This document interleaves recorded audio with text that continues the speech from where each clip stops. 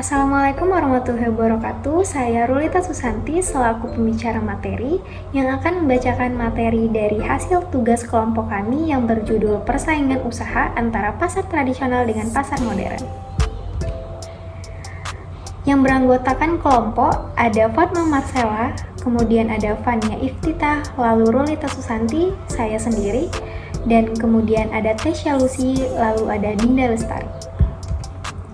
Selanjutnya kita akan memasuki materi. Di sini ada pengertian pasar tradisional. Pengertian pasar tradisional tercantum dalam Peraturan Presiden RI Nomor 112 Tahun 2007 yang membahas tentang penataan pembinaan pasar tradisional. Berdasarkan peraturan tersebut, pasar tradisional adalah pasar yang dikelola dan dibangun oleh pemerintah, pemerintah daerah, swasta, badan usaha milik daerah atau BUMD, dan serta kerjasama antara pemerintah dan swasta. Aktivitas pasar tradisional ditandai dengan adanya pedagang kecil, menengah, dan swadaya masyarakat. Lalu ada ciri-ciri pasar tradisional. Adapun ciri-ciri pasar tradisional secara umum adalah sebagai berikut. Pertama, ada pasar tradisional dimiliki dan dibuat dan dikelola oleh pemerintah setempat atau daerah. Adanya sistem tawar-menawar antara penjual dan pembeli. Barang-barang yang dijual beragam, serta menyatu dalam lokasi yang sama. Sebagian besar barang-barang serta jasa yang ditawarkan merupakan hasil produk lokal. Lalu ada perbedaan pasar tradisional dengan pasar modern. Harga jual produk pada pasar tradisional ditetapkan berdasarkan kesepakatan tawar-menawar antara penjual dan pembeli. Sedangkan di pasar modern, harganya sudah pasti ditandai dengan adanya label harga. Lalu ada prioritas utama di pasar tradisional adalah harga dan produk. Sementara di pasar modern, kenyamanan tempat berbelanja menjadi hal yang penting. Lalu, produk yang dijual di pasar tradisional tidaklah semuanya dipajang. Sedangkan di pasar modern, semua barang yang dijual akan dipajang dan dikelompokkan pada rak sehingga pembeli bisa memilih sendiri. Lalu, kelas produk yang dijual di pasar modern relatif lebih tinggi. Meskipun tidak menutup kemungkinan penjual dan pasar modern juga menjajakan produk yang sama persis dengan produk di pasar tradisional. Lalu, waktu peroperasional perbedaan pasar tradisional dan pasar modern juga bisa dilihat dari jam operasionalnya. Jam operasional pasar tradisional umumnya sejak subuh hingga siang atau sore hari.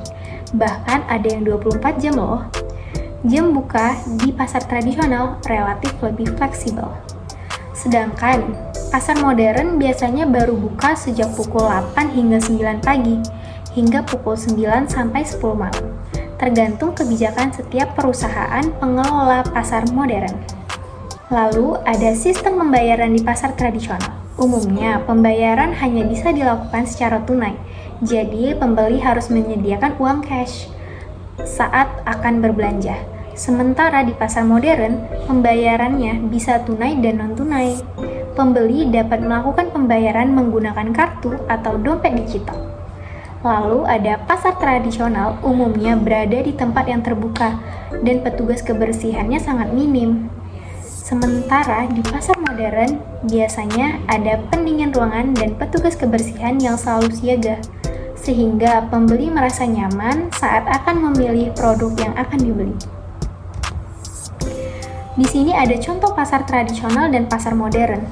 Ada banyak contoh pasar tradisional di Indonesia, karena setiap daerah umumnya memiliki pasar tradisional. Misalnya di Jakarta, ada Pasar Senen, Pasar Kemayoran Lama, Pasar Induk Kramat Jati, Pasar Pondok Labu, dan pasar tradisional lainnya.